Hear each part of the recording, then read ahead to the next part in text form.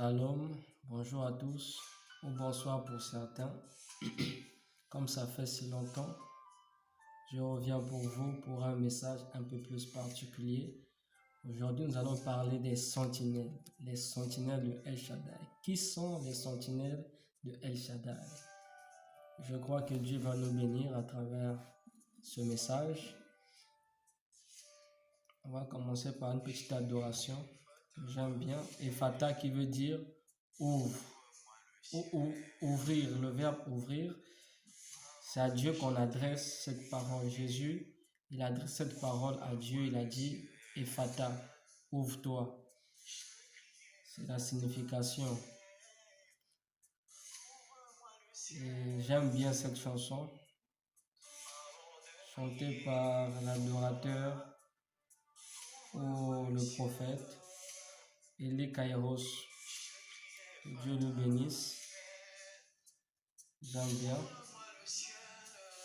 J'aime bien ces instrumentaux.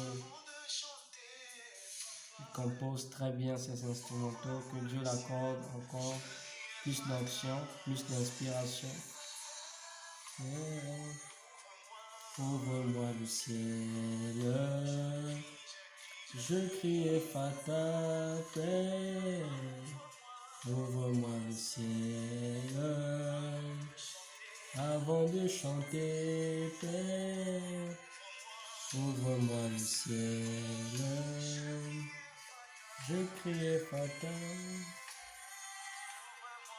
Ouvre-moi le ciel.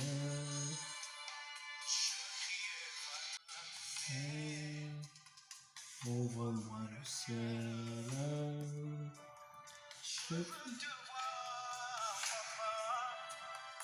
Ouvre-moi le ciel. J'ai besoin de toi. Ouvre-moi le ciel. Je veux faire de grandes choses avec toi. Ouvre-moi le ciel. Je crie Ephata, Père. Ouvre-moi le ciel. Je crie Ephata, Père. Ouvre-moi le ciel. Je crie Ephata, Père. Ouvre-moi le ciel. Je crie Ephata, Père. Ouvre-moi le ciel.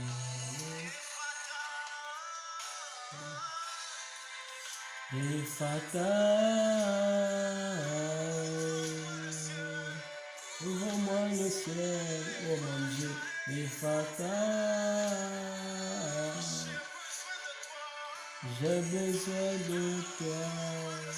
Ephata, ouvre-moi le ciel. Ephata,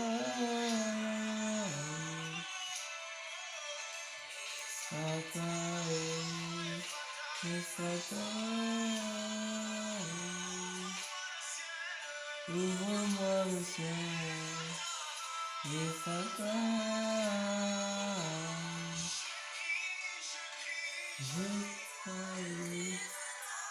je crie Ephata, je crie. Ouvre-moi le ciel, je crie Ephata, je crie Ephata. Ouvre-moi le ciel, ouvre-moi le ciel. Je crie Ephata, je crie Ephata. Ouvre-moi le ciel, ouvre-moi le ciel. Je crie Ephata, je crie Ephata. Ouvre-moi le ciel.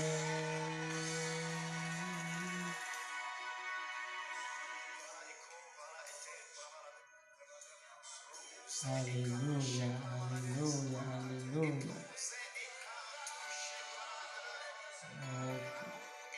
Dieu merci. Alors, je vais commencer mon message. Je vais d'abord prier. Il est important de prier. Tu vas prier avec moi. Père éternel, Dieu Tout-Puissant, le Dieu du ciel et de la terre. Au nom de Jésus, Seigneur, je vais te rendre ce service.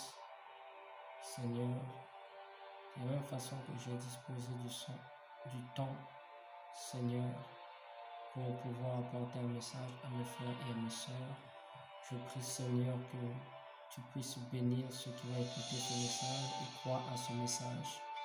Éternel Dieu Tout-Puissant, Seigneur, là où je suis incapable, utilise le Saint-Esprit pour pouvoir expliquer, apporter l'éclaircissement de ce message.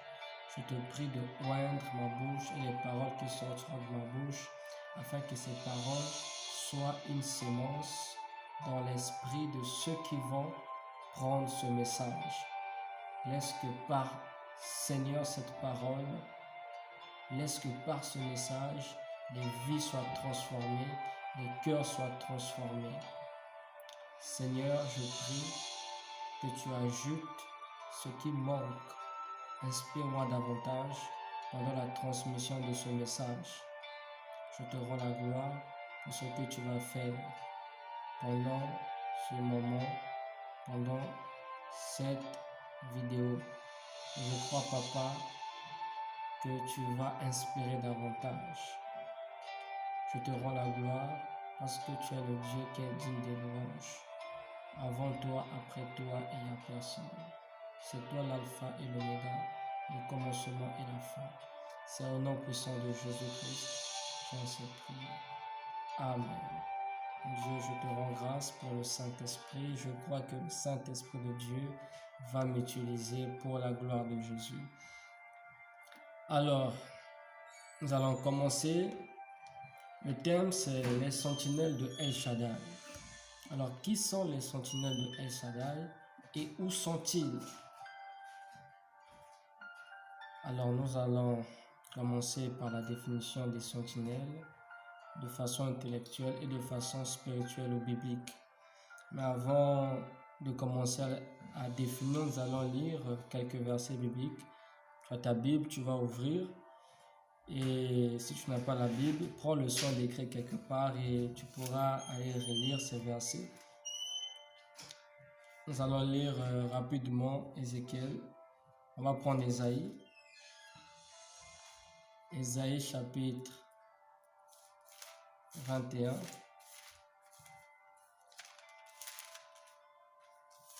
Verset 6. Il est écrit: lisons le nom du Seigneur. Car ainsi m'a parlé le Seigneur. Va, place la sentinelle, qu'elle annonce ce qu'elle verra. Amen. Je crois que par ce message, moi aussi, je veux placer comme le prophète Ésaïe une sentinelle. Peut-être que tu ne savais pas que tu étais une sentinelle. Tu vas te découvrir parce que dans les choses de Dieu, on se découvre, on ne connaît pas tout. On se découvre et on se laisse conduire par l'Esprit de Dieu. Et nous vivons selon la parole de Dieu. Et moins tu lis la parole de Dieu, moins tu sauras ce que Dieu veut pour toi dans ta vie. Moins tu sauras comment servir le Seigneur. Mais plus tu lis la parole de Dieu, tu la médites, et plus tu sauras comment et quoi faire dans le service de Dieu, dans la maison de Dieu, dans l'église. Il est très important de connaître ces choses. Nous allons lire Ézéchiel, chapitre 3, versets 17 à 21, rapidement. Nous allons lire Ézéchiel. Ézéchiel vient avant Daniel. Ézéchiel vient après le prophète Ésaïe. Ézéchiel, chapitre 3, versets 17 à 19, lisons le nom du Seigneur rapidement. Fils de l'homme, je t'établis comme sentinelle sur la maison d'Israël. Tu écouteras la parole qui sortira de ma bouche et tu les avertiras de ma part.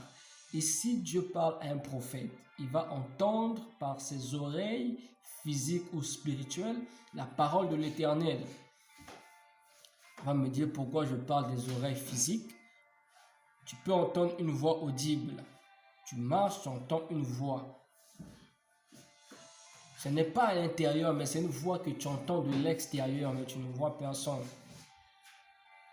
Donc, tu entends avec tes oreilles physiques, tout comme tu peux l'entendre avec des oreilles spirituelles. Ici, Dieu parle un prophète. Il dit, tu écouteras la parole qui sortira de ma bouche. Il n'a pas dit, tu écouteras la parole.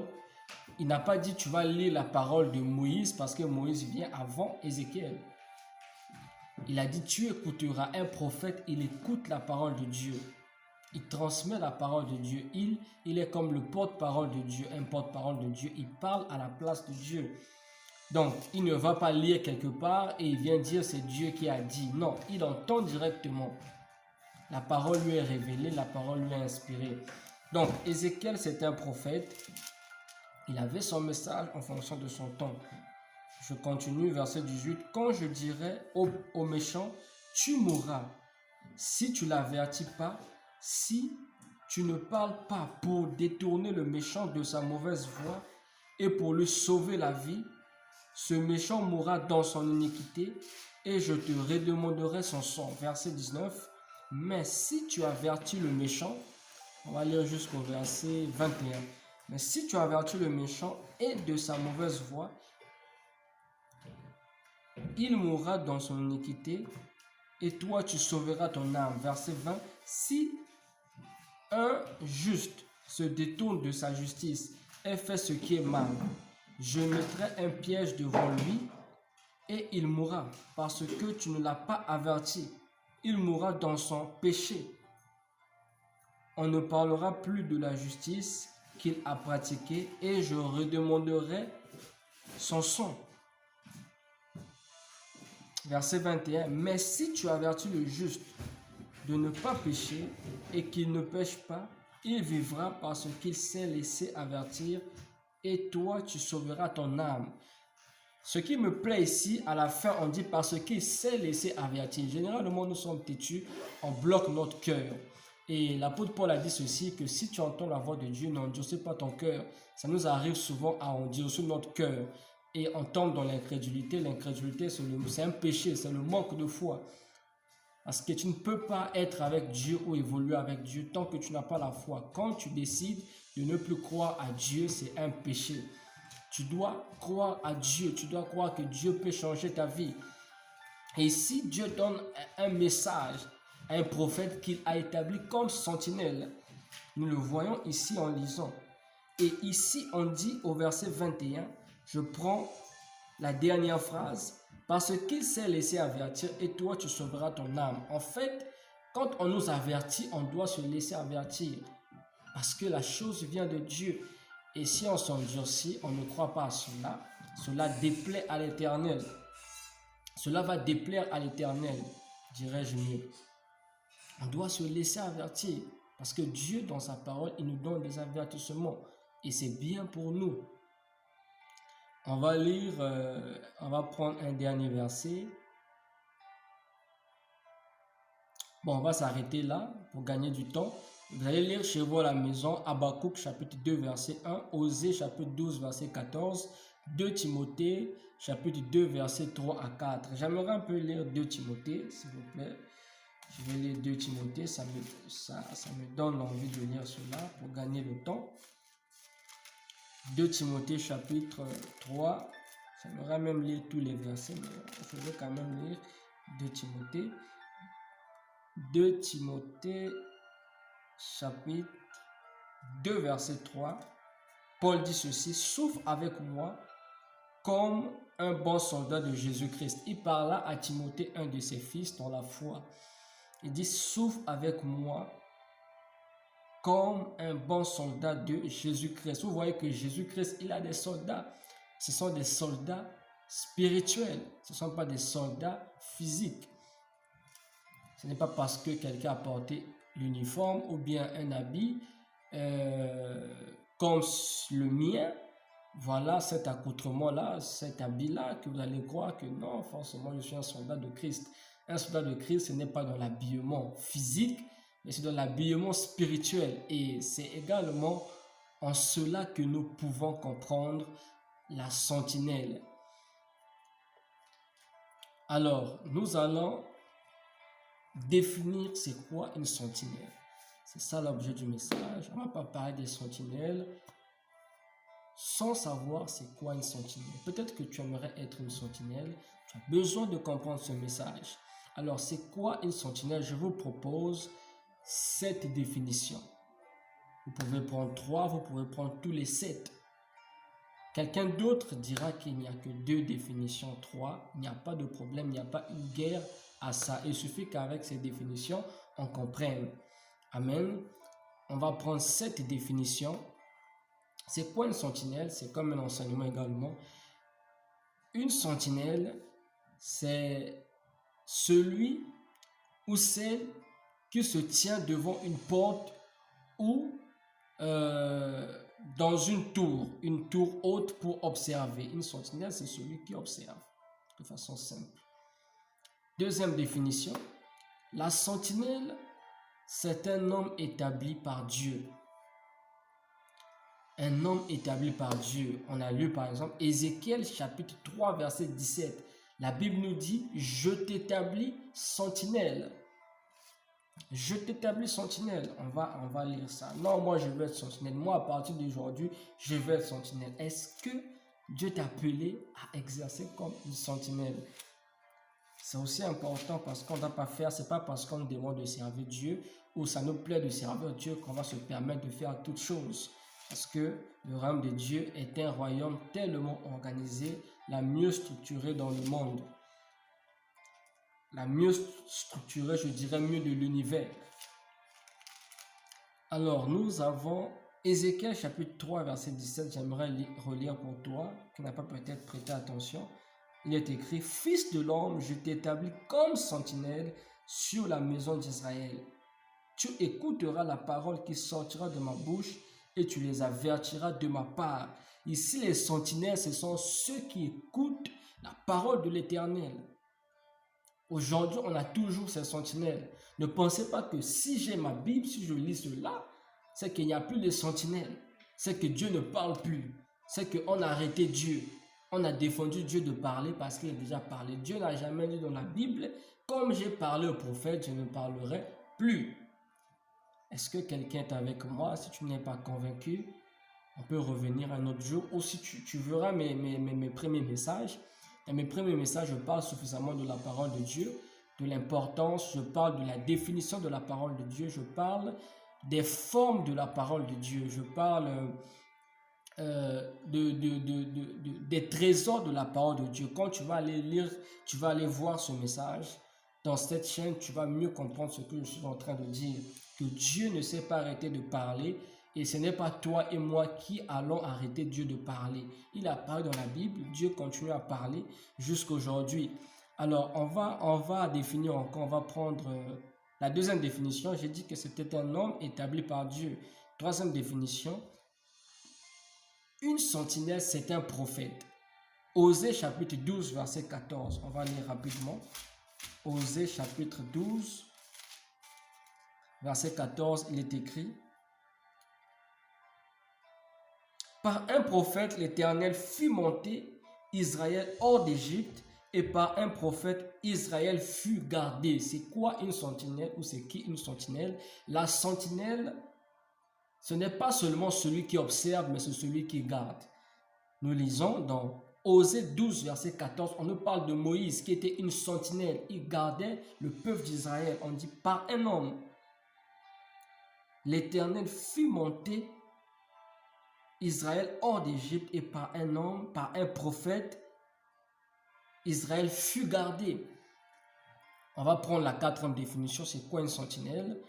Une sentinelle, c'est un fils ou une fille de Dieu. Hébreux chapitre 10, verset 24. On va faire que citer les versets. Notez s'il vous plaît, allez vérifier. On peut avoir des Bibles qui n'ont pas les mêmes versions. Moi, je peux dire Hébreux chapitre 10, verset 24. Dans ta Bible, c'est peut-être Hébreux chapitre 10, verset 25 ou verset 23. Donc, il n'y a pas de confusion là. Ce n'est pas parce qu'il y a diversité de versions que nous allons penser que la Bible aujourd'hui se contredit. Parce que ce n'est pas le doigt de Dieu qui est venu écrire cette Bible. Ce sont les hommes et Dieu n'a fait qu'inspirer aux hommes ce qu'il fallait écrire. Hébreux chapitre 10. Hébreux chapitre 10, verset 24. Écoutez s'il vous plaît. C'est très important ce que je vais lire là. Il est écrit, « Veillons les uns sur les autres pour nous exciter à la charité et aux bonnes œuvres. » Tu vois que l'ami ne fait que des mauvaises œuvres. Tu dois veiller sur lui, tu dois lui demander de faire des bonnes œuvres, parce que c'est ce que nous recommande la Bible. Tu vois ton frère, ta soeur poser des mauvaises œuvres. Toi, tu es une sentinelle pour lui dire arrête de faire ces choses, parce que la Bible défend cela. Amen. C'est quoi une sentinelle? Je vous ai donné la 4e définition. La 5e définition, c'est quoi une sentinelle? La sentinelle, c'est un veilleur, un observateur. Amen. Il fonctionne avec le service de renseignement céleste. La 5e définition, c'est quoi une sentinelle? Une sentinelle est un veilleur ou un observateur qui fonctionne avec le service de renseignement céleste. Donc, tant que le service de renseignement céleste ne lui a pas donné l'information, il ne dira pas. Quand je parle du service de renseignement, je cite en premier lieu l'ange Gabriel qui est reconnu dans l'information, dans les messages. Alors, nous allons prendre la 6e définition que je vous propose. C'est quoi une sentinelle? La sentinelle, c'est l'ange de l'église. Amen. L'ange de l'église, nous voyons cela dans Apocalypse chapitre 2, verset 1, il est écrit. Je vais lire pour vous. Apocalypse chapitre 2, verset 1, il est écrit ceci. Écrit à l'ange de l'église d'Éphèse, voici ce que dit celui qui tient les 7 étoiles dans sa main droite, celui qui marche au milieu des 7 sandeliers d'or. Ça, c'est le Seigneur Jésus. On dit, écrit à l'ange de l'église. C'est qui une sentinelle? C'est un ange dans une église. Ça peut être un ange terrestre, tout comme un ange céleste. Alors, c'est quoi une sentinelle? La 7e définition, la sentinelle, waouh!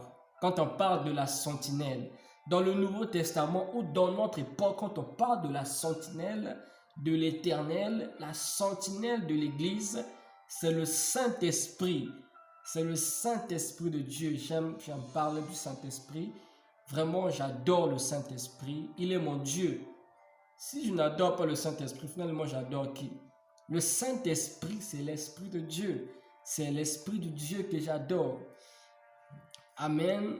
Il est écrit, on adorera Dieu en esprit et en vérité.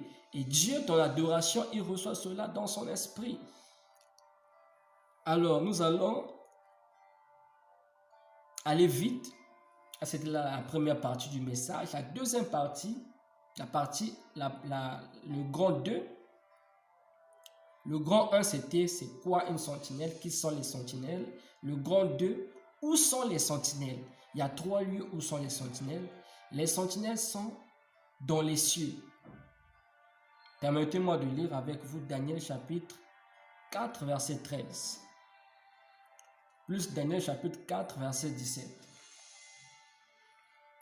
Rapidement, on va lire. Daniel chapitre 3. Daniel chapitre 4, verset 13 est écrit. Dans les visions de mon esprit que j'avais sur ma couche, je regardais et voici un de ceux qui veillent et qui sont saints descendit des cieux. Amen. Un de ceux qui veillent. Les sentinelles, ce sont des veilleurs. Un de ceux qui veillent, des anges qui veillent sur nous. Mais le grand veilleur de tous les veilleurs, c'est Dieu. Voilà pourquoi il est écrit dans la parole de Dieu que celui qui veille sur Israël ne sommeille ni ne dort. Israël, c'est le peuple de Dieu. Quand tu as reçu Jésus-Christ comme Seigneur et Sauveur, quand tu as reçu le Seigneur Jésus-Christ comme Seigneur et Sauveur personnel dans ta vie, tu nais de nouveau, tu fais partie du royaume des cieux et tu fais partie du peuple de Dieu. Israël, c'est le peuple de Dieu. Et celui qui veille sur Israël, comme dit la Bible, ne sommeille ni ne dort. Là, je suis dans le psaume 20, 21, comme ça. La référence biblique exacte m'a échappé. Donc vraiment, c'est très important de comprendre cela. La grande sentinelle, c'est Dieu. On dit une sentinelle. Voilà pourquoi dans le livre du psaume 91, verset 1, il est écrit que celui qui demeure sous l'abri du Très-Haut repose à l'ombre du Tout-Puissant.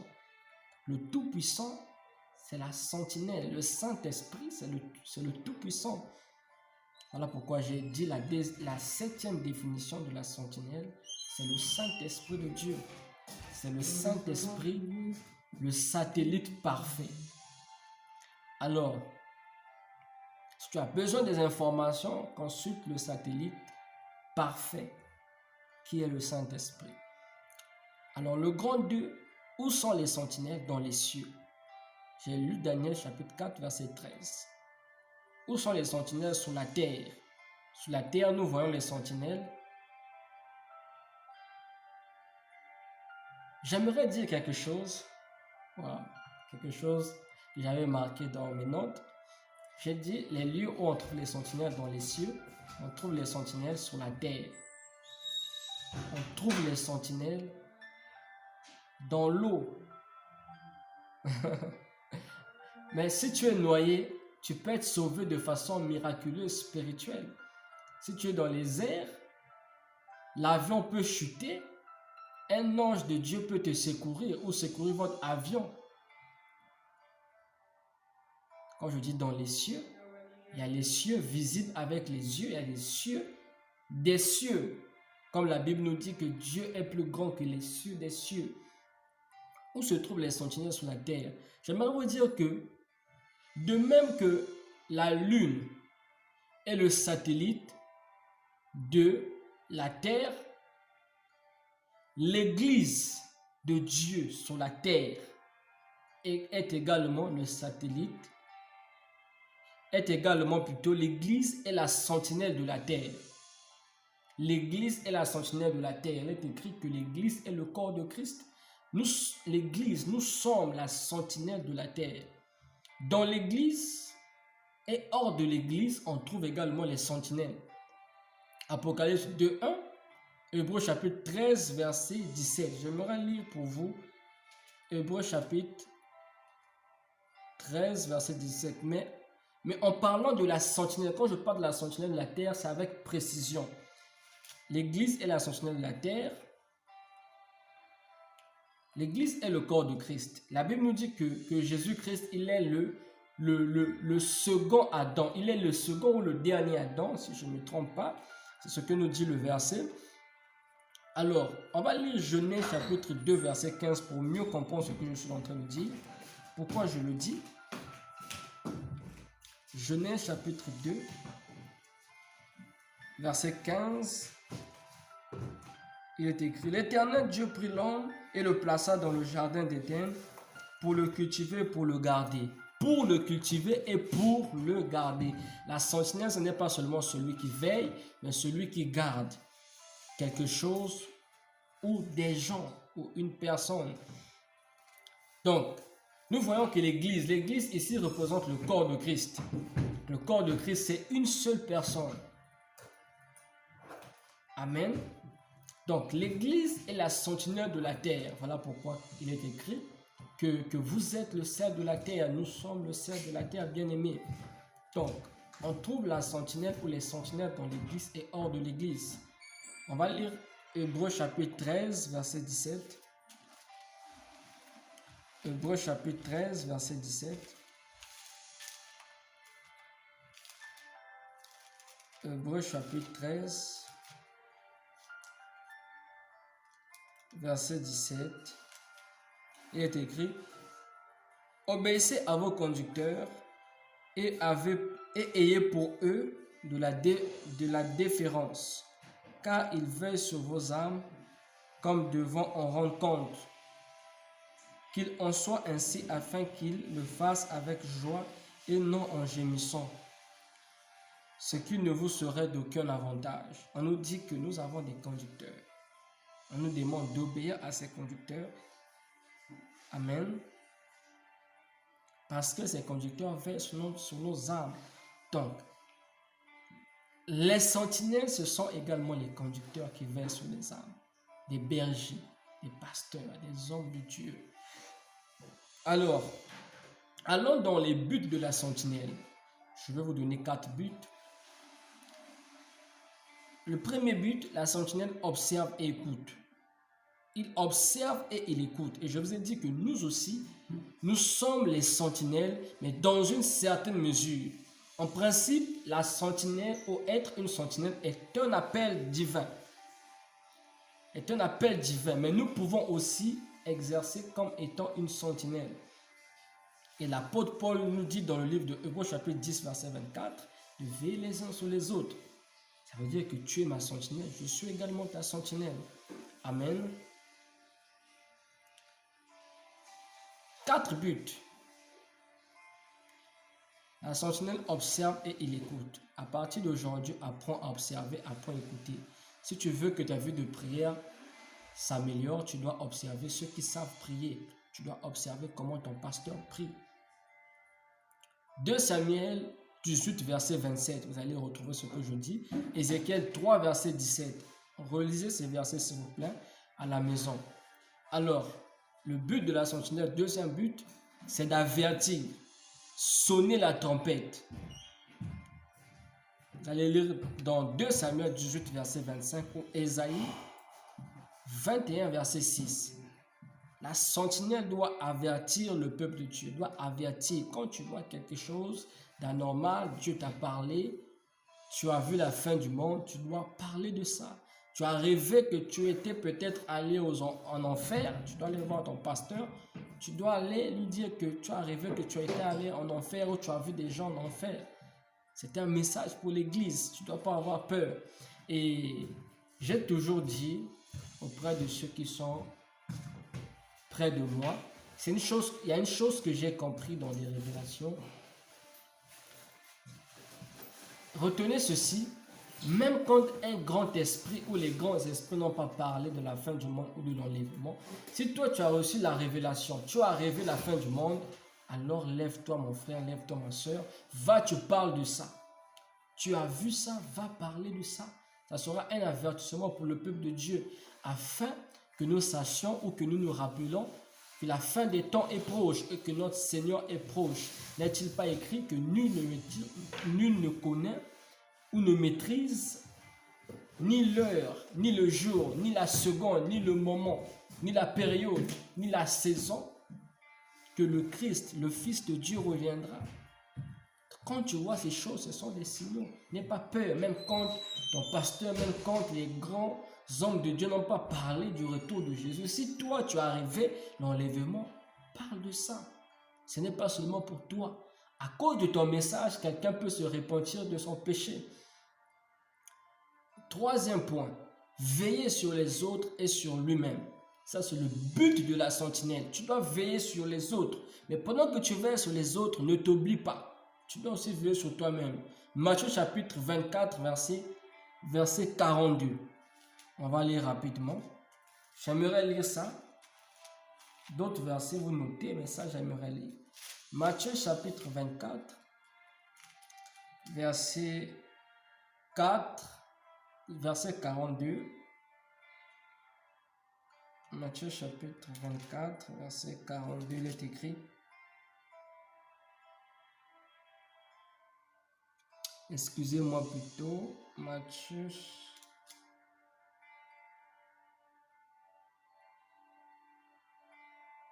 Verset 42. Attendez. Matthieu 24. Vraiment vérifiez, prenez le soin de vérifier les versets que je vous donne. Cela va vous aider.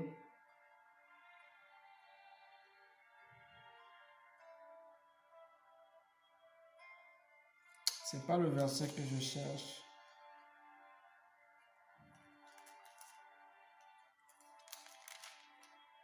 Ah, excusez. Moi, j'étais déjà au chapitre 25, au lieu de voir le chapitre 24. Matthieu chapitre 24, le verset 42. Il est écrit, « Veillez donc, puisque vous ne sachez pas quel jour votre Seigneur viendra. » On s'adresse à nous. Veillez donc. Et quelque part, le Seigneur Jésus-Christ, à Gethsemane, il faisait une remarque à ses disciples. Et il disait ceci, que veillez et priez afin de ne pas tomber en tentation. Parce que celui qui ne veille pas Celui-même qui prie seulement, il restera de tomber en tentation. Quand tu pries, tu veilles également sur toi. On va prendre le quatrième but de la sentinelle. La sentinelle doit prier. Il doit prier pour se renseigner. Il y a 5 buts, excusez-moi, j'ai vu le 5e point. 5 buts selon mon enseignement. Prier pour se renseigner. Le but de la sentinelle, tu dois prier. Tout enfant de Dieu doit prier pour se renseigner. Le Saint-Esprit ne te donne pas des révélations. Tu pries afin que le Saint-Esprit te donne des révélations. Il n'est pas le Saint-Esprit te donne des révélations en dehors de la prière. Tu peux ne pas prier. Il peut te donner des révélations.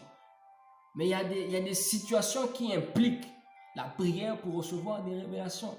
Tant que tu ne pries pas, tu n'auras pas cette révélation. Le 5e point, dire la vérité. Amen. Si tu as vu telle chose, ne défends pas, tu dis la chose. Ne te cache pas. La sentinelle doit dire la vérité. Ce n'est pas parce que j'aime bien ce qui s'est passé au temps de Josué. Quand nous allons au livre de Josué, j'aimerais aller un peu là-bas, si vous me le permettez. On avait envoyé Caleb et il y avait des espions. Pour conquérir, c'était la bataille de Jéricho, je crois bien.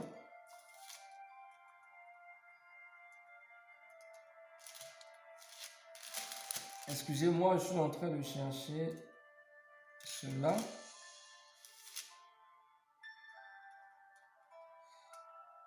Je cherche cela, excusez-moi,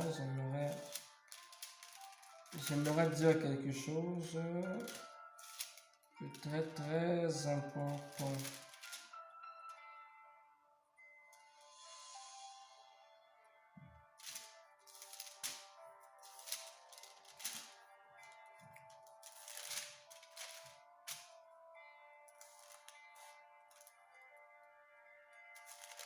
Excusez-moi, accordez-moi encore quelques minutes, s'il vous plaît.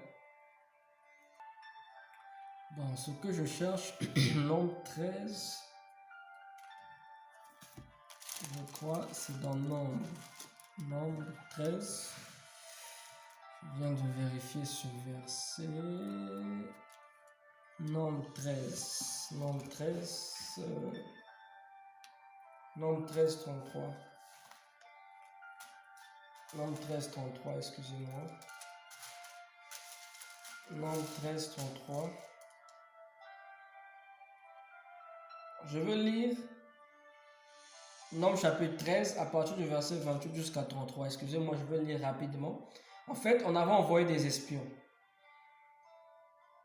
pour explorer Canaan.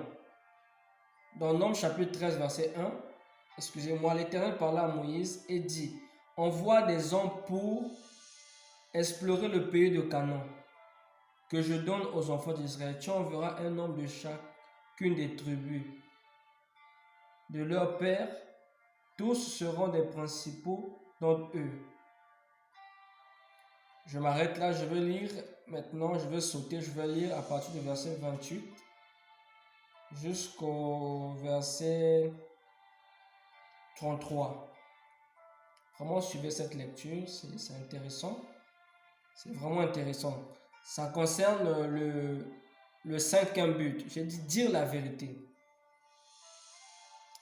Verset 28.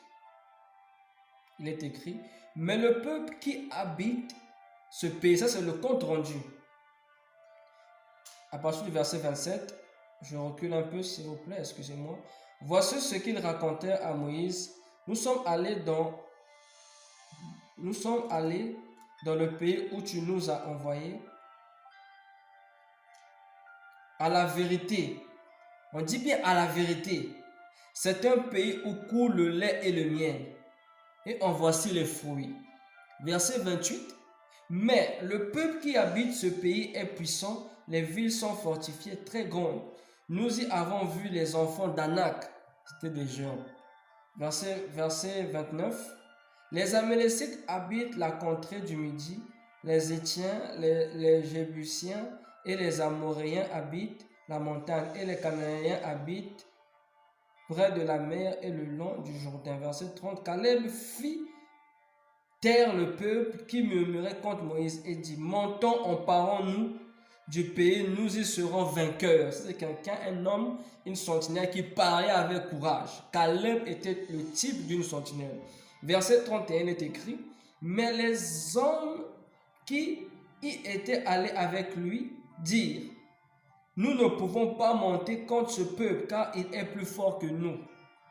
Verset 32. Et ils décrièrent devant les enfants d'Israël le pays qu'ils avaient exploré. Ils dirent: le pays que nous avons parcouru pour exploiter est un pays qui dévore ses habitants.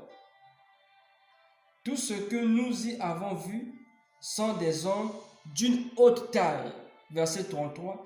Et nous y avons vu les géants, enfants d'Anak, de la race des géants.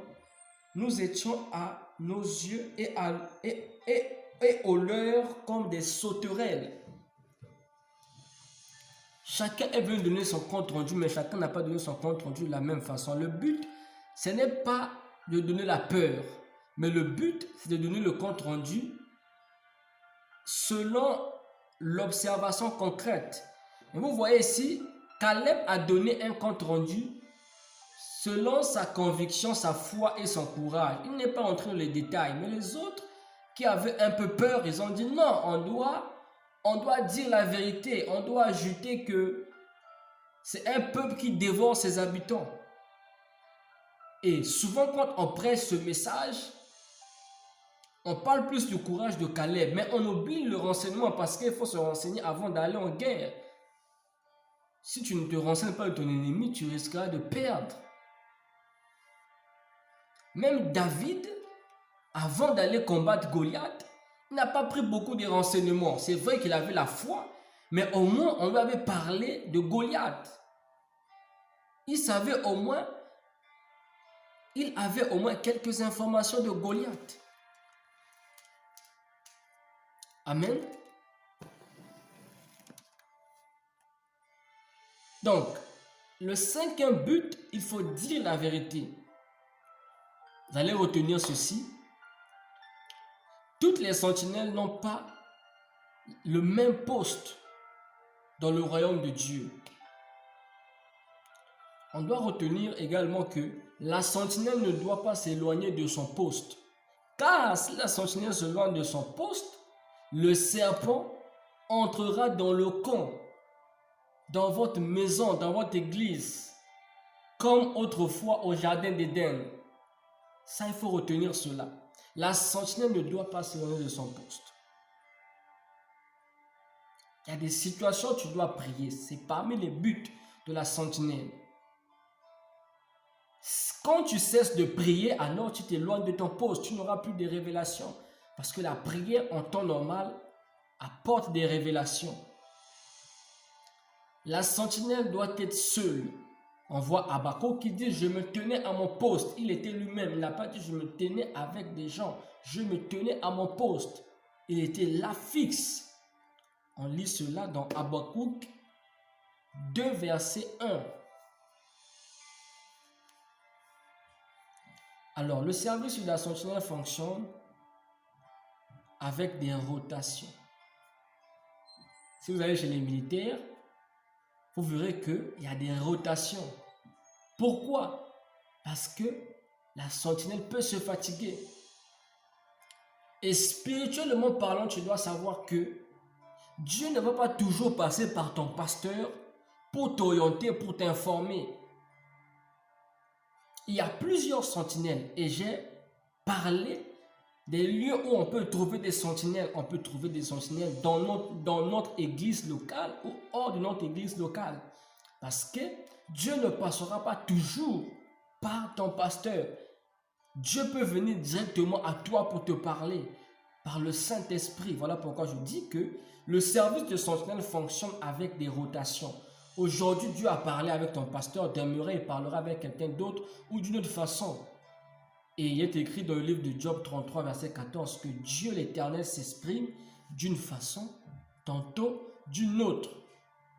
Amen. Aujourd'hui, Dieu a utilisé tel sentinelle, comme moi par exemple, pour venir te parler. Demain, il utilisera certainement quelqu'un d'autre. Il y a des rotations. Amen. À celui qui a reçu la révélation, c'est à celui-là que nous devons prêter attention. Alors que Dieu vous bénisse abondamment, que Dieu bénisse sa parole, qu'il confirme cela dans vos vies. Et là où je n'ai pas pu vous expliquer, je vous prie s'il vous plaît de relire les versets que je vous ai donnés et que le Saint-Esprit de Dieu vous inspire davantage la parole de Dieu. Je vais prier pour terminer. Éternel Dieu Tout-Puissant, Seigneur, merci de m'avoir utilisé pendant ce message. Je crois que tu m'as béni pendant que j'étais en train de transmettre ce message. Tu as béni également ceux qui ont disposé du temps pour l'écouter. Seigneur, bénis leur vie davantage. Donne-leur des révélations. Ne leur donne pas seulement des prophéties, mais Seigneur, nous prions que ces prophéties que tu leur donnes, Père, que ces prophéties, Papa, puissent s'accomplir, afin que la gloire de Dieu revienne à Jésus-Christ. Si parmi nous, il y a des malades, Seigneur, s'il y a des gens qui m'écoutent, si quelqu'un est malade, mon Dieu, je demande la miséricorde, aie pitié de cette personne. Sauve cette personne, délivre cette personne de sa maladie. Mon Dieu, guéris cette personne. Au nom de Jésus-Christ, j'ordonne à la maladie de sortir de vos corps. Je parle à toutes les personnes qui sont malades. Je crois que la main de Dieu vient sur toi. Je crois que de la même façon que la main de Dieu vient, tu reçois ta guérison. Au nom puissant de Jésus-Christ, la maladie est sortie de ton corps. C'est la bonne nouvelle que je t'annonce. La guérison de Dieu est dans ton corps. Jésus-Christ est Seigneur et Sauveur. Jésus-Christ est le guérisseur. Jésus-Christ est le docteur, le médecin de médecins. Mon frère, ma soeur, j'aimerais t'annoncer une bonne nouvelle, la bonne nouvelle du salut. Jésus-Christ est mort pour toi. Il est mort pour tes maladies. Si tu n'as pas donné ta vie à Jésus, donne ta vie à Jésus. Je crois que tu seras guéri de ta maladie. Ouvre simplement ton cœur. Jésus-Christ va changer ta vie. Jésus-Christ va te guérir. Tu ne vas plus vivre, tu ne vas plus dormir avec cette maladie à partir d'aujourd'hui. Si je suis un homme de Dieu, je crois que la maladie qui est en toi va sortir. Je leur donne au nom de Jésus-Christ. Maladie, tu m'écoutes au nom de Jésus. Qu'importe ton nom, tu libères le corps de cette personne qui me suit en ce moment. Au nom puissant de Jésus-Christ, tu sors de leur corps. Merci Saint-Esprit pour la puissance de la guérison. Merci de déverser la guérison dans le corps des personnes qui croient à cette prière. Que Jésus-Christ soit encore glorifié. Si tu as été guéri par le Seigneur pendant cette prière, après cette prière, n'hésite pas à témoigner. Tu peux venir écrire dans les commentaires ici sur YouTube, mais va témoigner que Jésus t'a guéri. Tu n'es plus malade. Seigneur, je te rends grâce. Je crois que tu m'as exaucé. Je crois que les personnes qui vont écouter ce message, Seigneur, et qui vont écouter cette prière, seront édifiés, seront transformés, seront guéris. Et ceux qui étaient envoûtés, ceux qui étaient tourmentés, Seigneur, seront délivrés de leurs tourments, de leurs troubles. Que la joie et la paix de Jésus-Christ remplacent dans leur cœur, dans leur maison. Seigneur, je te prie de garder leur vie. Seigneur, par tes puissants anges, oh mon Dieu, déploie-les dans plusieurs familles. C'est au nom puissant du Seigneur Jésus-Christ que j'ai ainsi prié. Amen. Alors que Dieu te bénisse. Reste connecté. Prochainement, je vais parler du Seigneur Jésus-Christ. Je veux parler de 2 visions ou 3. Le thème j'ai vu Jésus. C'est le prochain thème. J'ai vu Jésus-Christ. L'homme qui vous parle, il a reçu la grâce de voir le Seigneur en vision, surtout dans des visions nocturnes, quand je dors, la nuit. Et je vais vous parler de ça. C'est une expérience très merveilleuse. Je crois que ça va te bénir. J'avais constitué un programme de 10 thèmes. Le 10e thème, j'ai vu Jésus. Je crois qu'il y aura l'onction de Dieu qui sera présente. L'onction de Dieu va vous localiser et les malades seront guéris. Prochainement, je prierai encore pour les malades. Et si tu n'as pas été guéri maintenant, crois-moi, tu seras guéri. Tu seras guéri. Tu seras guéri. Il est écrit dans la parole de Dieu. Si tu crois, tu verras la gloire de Dieu.